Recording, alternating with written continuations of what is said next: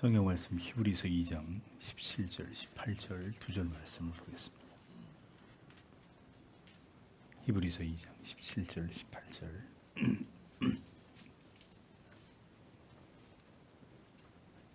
같이 읽겠습니다. 그러므로 저가 범사의 형제들과 같이 되심이 마땅하도다. 이는 하나님의 일에 자비하고 충성된 대제사장이 되어 백성의 죄를 구속하려 하려 자기가 시험을 받아 고난을 당하셨은즉 시험 받는 자들을 능히 도우시느니라. 아멘.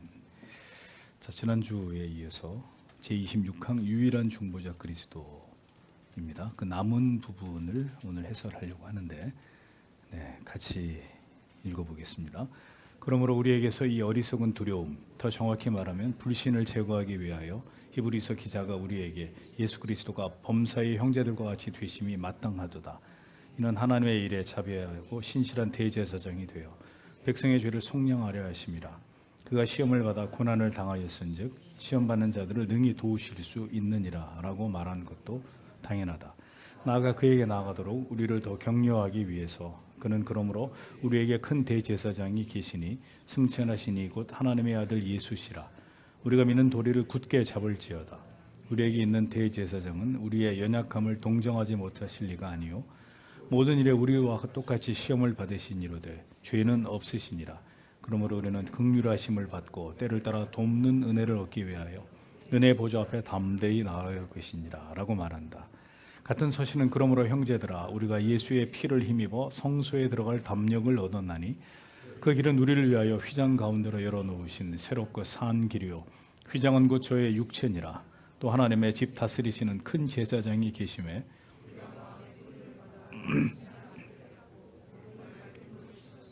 참마음과 온전한 믿음으로 하나님께 나아가자. 또한 예수는 영원히 계심으로 그 제사장 직분도 갈리지 아니하느니라. 그러므로 자기를 힘입어 하나님께 나아가는 자들은 온전히 구원하실 수 있으니 이는 그가 항상 살아 계셔서 그들을 위하여 간구하심이라 라고 한다. 이에 무엇이 더 필요한가? 그리스도께서 친히 내가 곧 길이요 진리요 생명이니 나로 말미암지 않고는 아버지께로 올 자가 없느니라 라고 말씀하셨다. 왜 우리가 다른 대언자를 찾아야 하는가? 하나님께서 우리의 대언자로 그의 아들을 우리에게 주시기를 기뻐하셨다.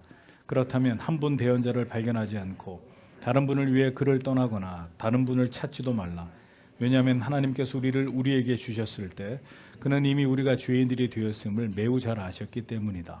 끝으로 그리스도의 명령에 따라 우리가 주의 기도에서 배운 대로 우리의 유일한 중보자 그리스도를 통하여 하늘에 계신 아버지를 부른다. 우리는 우리가 그의 이름으로 아버지께 구한 모든 것을 얻을 것이라고 확신한다. 신앙 고백서는 예수 그리스도께서 그 백성들을 위해서 중보하신다는 이 복음의 약속이 기록된 성경의 본문을 우리에게 제시해 주고 있습니다. 그 첫 번째가 히브리서 2장 17절에서 18절입니다. 이 구절은 하나님의 아들께서 죄가 없으심에도 불구하고 우리와 같이 되신 목적은 바로 그리스도께서 신실한 대제사장이 되셔서 우리의 죄를 속량하심으로 하나님의 공의를 만족해 하고 우리가 시험을 당할 때 그리스도께서 친히 모든 시험을 당하심으로 고난을 받으셨으므로 우리가 이 세상을 지나가는 동안에 우리도 고난과 시험을 당하게 될 때 그리스도가 우리를 능히 도우시도록 하기 위함이다. 이렇게 말씀을 하고 있습니다. 그리스도께서 완전하신 인간과 완전하신 하나님으로 이 땅에 오셨기 때문에 이 모든 문제들이 다 해결될 수 있었던 것입니다. 우리의 모든 죄가 완전히 단번에 영원히 해결된 것이고 우리가 이 세상을 지나가는 동안에 여러 시련과 고난과 괴로움과 슬픔을 겪을 때 우리는 오늘도 우리를 도우시기를 기뻐하시는 그리스도를 알고 믿고 바라볼 수가 있다는 것입니다. 사람을 의지하는 것이 아니라 오직 주님을 바라고 의지하고 이 모든 것을 이길 힘을 주님께 구할 수 있는 특권이 우리에게 있다는 것이죠. 분명히 성경은 그리스도가 우리를 도우신다고 말씀했습니다. 그러니까 성도 여러분, 이 진리를 믿으셔야 됩니다. 우리에게 어떤 고난이 있든지 우리는 그 문제를 가지고 반드시 그리스도 앞으로 나아가야 합니다. 그것을 내가 끌어안고 내가 해결하려고 끙끙거리는 것이 아니라 우리에게 어떤 문제가 있든지 그 문제를 가지고 그리스도 앞으로 가지고 나아가야 된다.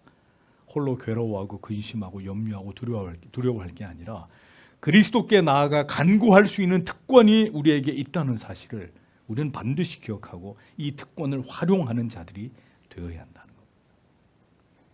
기도할 수 있다면, 주가 우리를 도우심을 믿고 그 앞에 나아갈 수 있다면 우리는 의심하지 말고 주님께로 오늘도 나아가고 또 나아가고 또 나아가야 합니다. 우리의 중보자가 그리스도라는 사실을 굳게 믿고 우리는 반드시 그렇게 해야만 합니다. 자, 이어지는 말씀은 더 분명히 우리가 그렇게 해야 될 근거를 우리에게 제시합니다. 히브리서 4장 14절에서 16절 말씀이 그것이죠.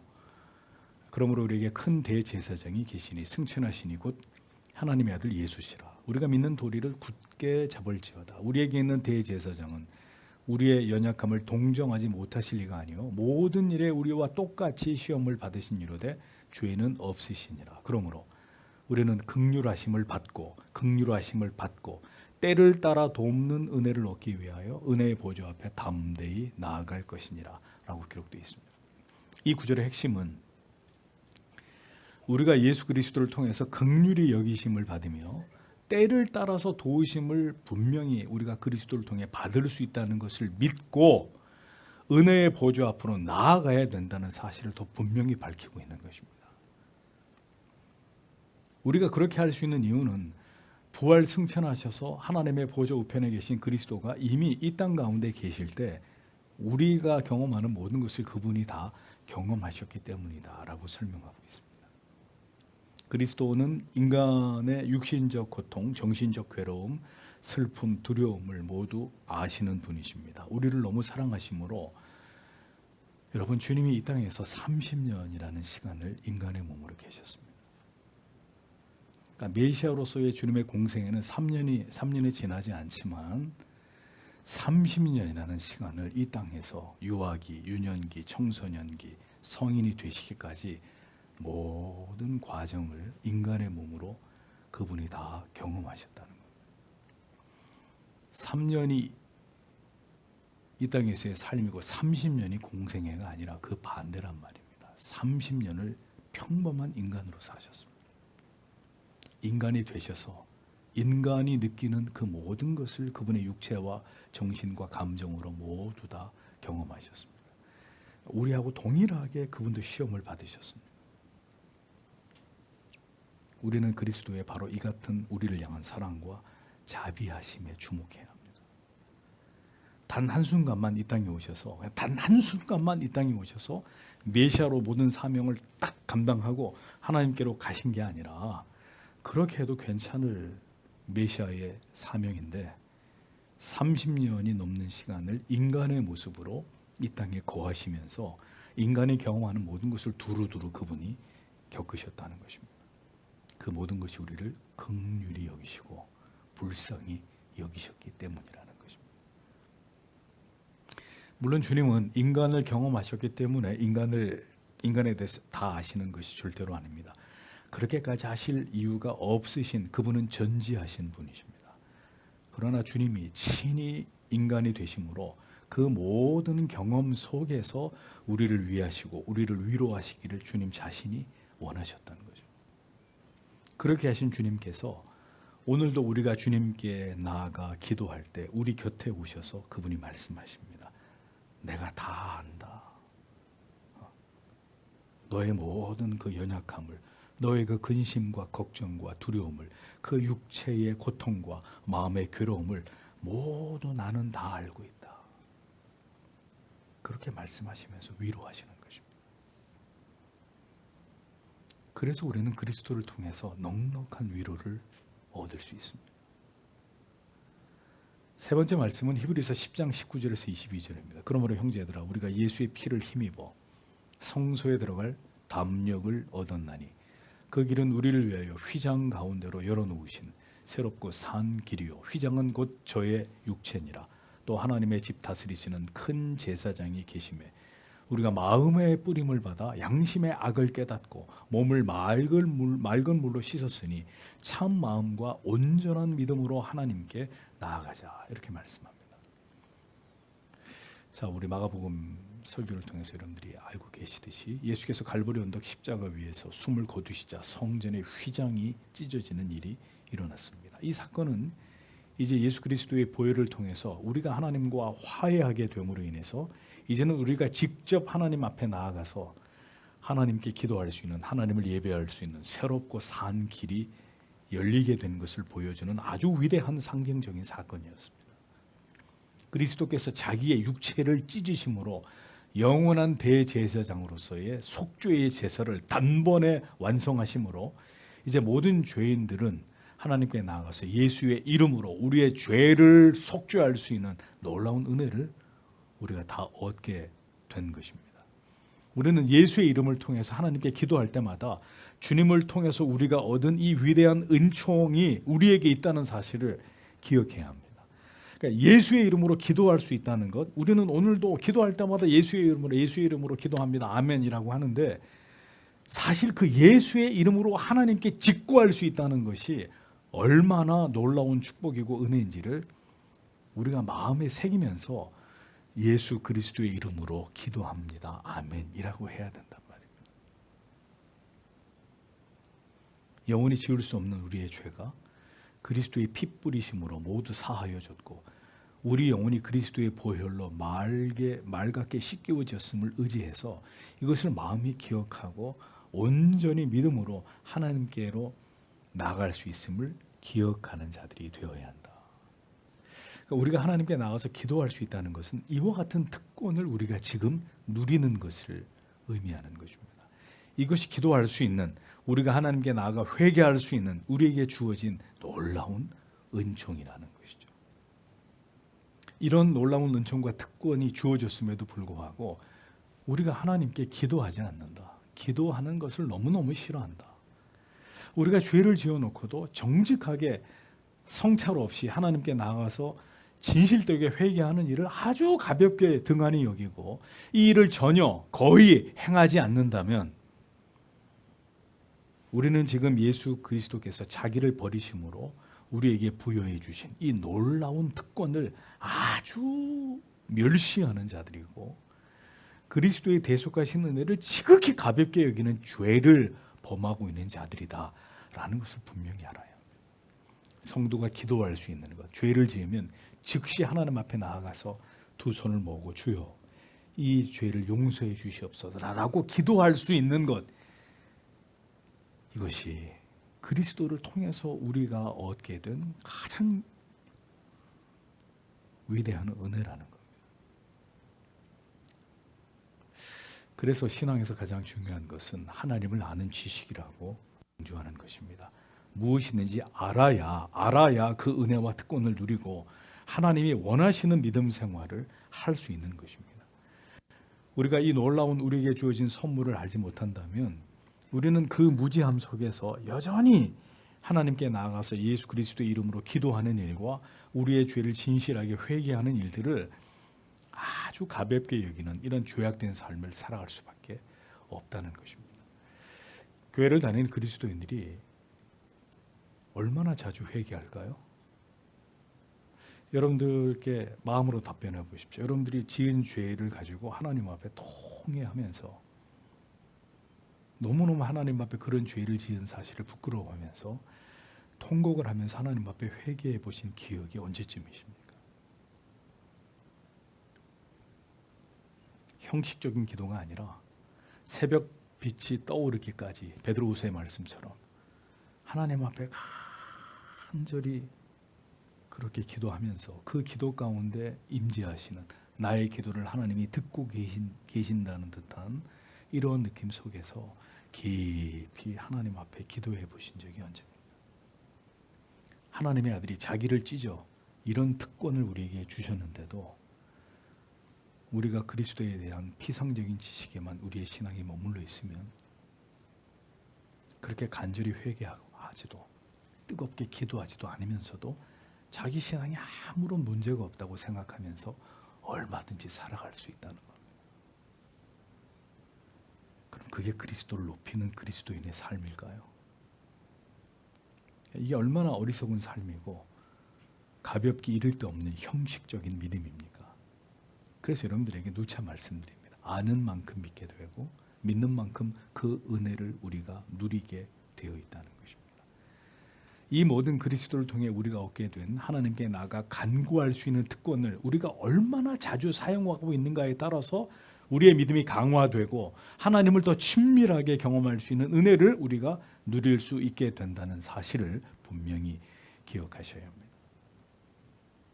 다음의 말씀은 히브리서 7장 24절에서 25절입니다. 예수는 영원히 계심으로 그 제사장 직분도 갈리지 아니하느니라. 그러므로 자기를 힘입어 하나님께 나아가는 자들은 온전히 구원하실 수 있으니 이는 그가 항상 살아계셔서 그들을 위하여 간구하심이라 라고 기록하고 있습니다. 자, 오늘 여러분 중에 아직 구원의 확신이 없거나 이것이 수시로 흔들리는 분들에게 분명히 말씀드리겠습니다. 그리스도의 대속하신 그리스도의 대제사장으로서의 그 속죄의 권세와 능력은 그리스도께서 영원하신 것처럼 영원한 것입니다. 그러므로 오늘도 그리스도께로 나아가서 죄를 자백하고 구원을 간구하는 하나님의 택하신 모든 자들을 주님은 성경이 얘기합니다. 어떻게? 능히 구원하실 수 있다고 성경은 말씀하고 있습니다. 그걸 한번 생각해 봐서 내가 좀 고려해 보고 그 구원해 줄지 말지는 나중에 결정하겠다. 성경이 이렇게 말씀하고 있지 않고 그리스도께로 정직하게 나아가서 자기의 죄를 고백하고 예수여 저를 불쌍히 여기시고 저를 구원하여 주옵소서 라고 기도하는 모든 택하신 하나님의 백성을 주님은 능히 구원하신다고 성경이 약속하고 있습니다. 그렇게 되어질 수밖에 없는 이유는 주님이 지금도 항상 살아계심으로 구원받아야 될 하나님의 자녀들 위해 뭘 하고 계세요? 기도하고 계시기 때문입니다. 오늘도 중생함으로 하나님의 자녀가 되어야 될 자들을 위해 주님이 뭘 하고 지금도 중보하고 계십니다. 마음을 낮추어서 진정으로 자기의 영혼의 구원을 위해 간구하는 자들의 기도를 주님은 지금도 듣고 계시는 분이십니다. 여러분의 회심을 경험하기를 원하는 그 이상으로 주님께서는 여러분이 구원에 이르기를 바라고 계시고 그 일을 지금도 온전하게 이루어가고 계시는 분이 여러분이 아니라 그리스도이시란 말이에요. 그런 주님이심을 믿고 의심하지 마시고 우리는 오늘도 우리 영혼을 위해서 주님께 진실하게 겸비함으로 우리의 구원을 위해서 기도하는 자들이 되셔야 된다는 이 약속의 말씀을 굳게 믿고 해 주실까 안 해 주실까 구원 받을 수 있을까 말까 그거를 왜 여러분들이 의심하고 회의하십니까? 이 약속의 말씀을 믿고 오늘도 하나님 앞에 내 영혼의 문제를 놓고 기도하는 자들이 되셔야 된다는 겁니다. 나의 구원의 문제를 절대로 가볍게 여겨서는 안 되고 구원해 주시면 감사하고 아니라도 말고 아니면 말고 신앙은 절대로 그런 가벼운 태도일 수가 없는 것이죠. 교회만 왔다 갔다 하는 형식적인 믿음으로는 안 됩니다. 제가 늘 이 말씀을 강조합니다만 은혜를 주시고자 하실 때 항상 먼저 하나님이 은혜를 주시고자 하는 그 영혼 제가 분명히 말씀드릴게요. 진지해집니다. 오늘도 교회를 다니는데 진지하지 않은 그리스도인들 너무 1시간 딱 예배드리고 영화 보러 가고 쇼핑하러 가고 어디 놀러 가고 이런 그리스도인들 교회 안에 부지기수입니다. 하나님이 정말 그 사람을 인격적으로 생애적으로 만나 주시려고 할 것 같으면 먼저 그 사람에게 일어나는 특징이 뭐냐? 굉장히 이 신앙에 대해서 진지한 마음을 갖습니다. 더 이상 장난기를 가지고 교회를 왔다 갔다 하는 그런 마음이 사라지고 진지한 마음이 생깁니다. 그래서 말씀을 사모하게 되고 말씀을 듣는 일에 열심을 내게 되고 점점 그가 하나님 앞에 겸비해집니다. 피상적으로 알던 자기의 죄의 문제가 구체화되고 자기의 지정의가 거기에 대해서 움직이기 시작합니다. 간절함으로 그리고 겸비함으로 진지하게 주님을 찾으면서 자기가 아무것도 아닌 벌레보다 못한 존재라는 것에 대한 분명한 자각이 일어나기 시작합니다. 이러한 변화가 수반되므로 그를 지금 구원으로 부르고 계시는 이가 예수 그리스도이시란 말이죠. 그 일을 지금도 그리스도의 영께서 행하시면서 그 생명의 역사를 지금도 이루어가고 계십니다. 그 주님을 믿고 의지하며 구하는 여러분들이 되십시오. 진지하게. 고백선 이어서 이렇게 고백합니다. 내가 곧 길이요 진리요 생명이니 나로 말미암지 않고는 아버지께로 올 자가 없느니라 라고 말씀하셨습니다. 그러면서 왜 우리가 다른 대언자를 찾아야 되느냐? 그럴 필요가 뭐가 있느냐? 하나님이 우리의 대언자로 그의 아들을 우리에게 주시기를 기뻐하셨다. 그렇다면 한 분 대언자를 발견하지 않고 다른 분을 위해 그를 떠나거나 다른 분을 찾지도 말라. 왜냐하면 하나님께서 아들을 우리에게 주셨을 때 그는 이미 우리가 죄인들이 되었음을 매우 잘 아셨기 때문이다 라고 설명합니다. 오직 주님만이 우리를 구원으로 인도하는 유일한 길이시고 유일한 생명이시고 유일한 진리이시다. 못 박아서 말씀합니다. 그러니까 오직 바로 예수 그리스도를 통해서만 구원에 이를 수 있다는 사실을 천명하신 것이죠. 그래서 벨식 신앙 고백서는 그리스도 외에 어떤 대언자를 찾을 이유가 없다고 얘기합니다. 하나님이 기뻐하시는 이 하나님의 아들, 이 중보자, 우리의 대언자를 두고 로마 카톨릭처럼 다른 대언자, 마리아니, 성자들이니 뭐 이런 대언자를 찾고 의지하는 게 이게 얼마나 바보 같고 어리석은 일인지를 힘주어서 설명하고 있는 거예요. 네가 네 이름으로 그리스도 앞에 나와서 그리스도께 구하면 될 것을 무슨 성인의 이름으로, 마리아의 이름으로 그런 짓 하지 말라는 겁니다. 우리에게는 유일한 대언자가 있을 뿐이라고 강조하고 있는 거죠. 예? 뭐 날 위해서 대신 기도해 주십시오. 날 위해서 중보해 주십시오. 그런 말 하실 이유가 전혀 없다는 거예요. 죄인을 구원하실 자는 오직 하나님의 아들 예수 그리스도 뿐이십니다. 우리가 힘써 오늘도 그리스도를 아는 가장 고상한 지식에 심취하고 또 그것을 발견해 나가는 일이 쉬지 말아야 될 이유가 바로 여기 있단 말이죠. 오직 주님 안에 모든 것이 다 담겨 있습니다. 그리스도를 아는 일만이 우리에게 가장 중요한 일입니다. 세상에 어떤 일도 이것보다 중요하지 않고 이것보다 앞설 수는 없는 일들입니다. 마지막으로 고백서는 이렇게 고백합니다. 끝으로 그리스도의 명령에 따라 우리가 주의 기도에서 배운 대로 우리의 유일한 중보자 그리스도를 통하여 하늘에 계신 아버지를 부른다. 우리는 우리가 그의 이름으로 아버지께 구한 모든 것을 얻을 것이라고 확신한다 라고 기록하고 있습니다.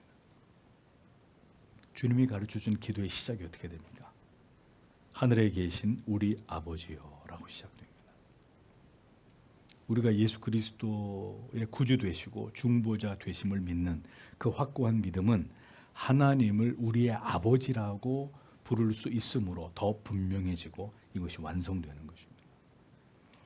예수 그리스도의 유일하신 중보자 되심을 믿지 않는 사람들은 하나님을 아버지라고 부르지도 않지만 하나님을 아버지로 부를 자격도 없고 아직 그런 특권이 그에게 부여되지 않은 자들에 불과합니다. 그래서 이게 가장 쉬운 것 같은데도 어려워요. 회심하지 않은 사람에게 하나님을 아버지라고 불러보십시오. 절대로 못합니다.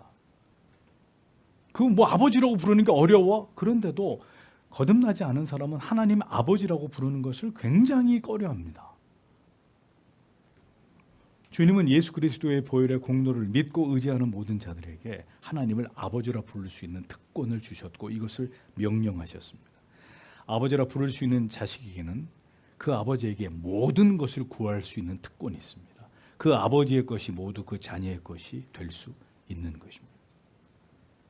우리가 하나님의 아들께서 우리를 위해 어떤 대가를 지불하셨음을 알고 믿는다면 무엇을 위해 그 같은 희생을 우리 주께서 감당하신지를 우리가 분명히 안다면 우리는 오늘도 하나님 아버지께로 나아가서 우리가 하나님께 가장 중요한 모든 것을 하나님께 기도할 수 있다는 것을 알고 그것을 구하는 자들이 되셔야 합니다.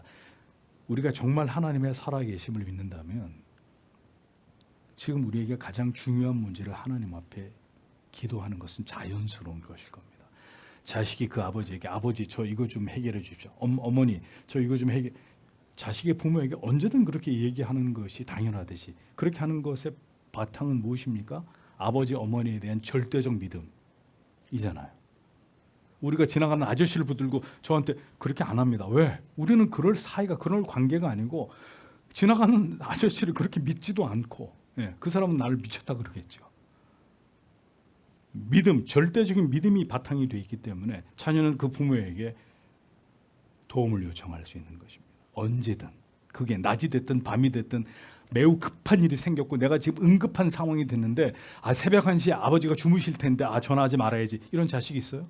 새벽 1시가 됐든 2시가 됐든 응급한 일이 생기면 가장 먼저 아버지에게 어머니에게 자식은 전화하지 않습니까? 그렇게 해도 되는 분이라고 믿고 그분이 나를 사랑한다, 자기 생명보다 사랑한다는 걸 알기 때문에 주님은 예수 그리스도의 보혈의 공로를 믿고 의지하는 모든 자들에게 하나님을 아버지라고 부를 수 있는 특권을 주셨고 명령하셨습니다. 우리가 하나님의 아들께서 우리를 위해 어떤 대가를 지불하셨음을 알고 믿는다면, 무엇을 위해 그 같은 희생을 우리에게 주님께서 감당하신지를 안다면 우리는 오늘도 하나님께로 나아가서 하나님 앞에 우리의 간절한 그 무언가를 기도할 수 있다는 것을 알고 그것을 하나님 앞에 정직하게 구하는 자들이 되어야 합니다. 그것이 그리스도를 가장 영화롭게 하는 것이고 하나님께 영광을 돌리는 길입니다. 우리의 기도는 우리를 대속하신 그리스도를 가장 높이는 길이고 우리의 기도를 들으시는 우리의 아버지 하나님께 가장 큰 영광을 돌리는 매우 중요한 수단입니다. 그게 기도예요. 바라는 걸 얻는 정도가 아니라 하나님을 지극히 높이고 나의 아버지 되십니다 라는 것이 우리가 하나님께 드리는 기도, 그 기도를 얼마나 자주 열렬히 간절히 하느냐에 따라서 하나님이 우리의 그 진정성을 보시는 거란. 아, 네가 나를 정말 아버지라고 믿는구나. 응? 그럼에도 불구하고 우리가 기도하지 않는다면 하나님을 아버지라고 부르는 건 새빨간 거짓말이에요. 거짓말이에요. 그러니까 가식이고 위선일 뿐이에요. 얼마나 위대하고 놀라운 특권이 우리의 대연자이며 중보자이신 그리스도를 통해 우리에게 주어졌는지를 성도 여러분 분명히 기억하십시오. 기도는 하나님의 사랑하는 자녀들의 특권입니다. 하나님을 가장 높여드릴 수 있는 수단입니다. 그래서 그거를 열심히 잘하는 자를 하나님이 사랑하십니다. 자, 이래도 하나님께 나아가서 간절히 기도하고 싶은 마음에 들지 않으신다면 방법이 하나 있죠. 돼지가 먹는 주염 열매를 먹으면서 아버지의 집으로 돌아가야 되겠다. 하나님이 그를 그렇게 낮추시는 것입니다. 다 함께 우리의 아버지 하나님께 우리에게 이 놀라운 은혜와 특권을 주심을 감사하면서 우리의 간구를 하나님께 드리도록 하겠습니다.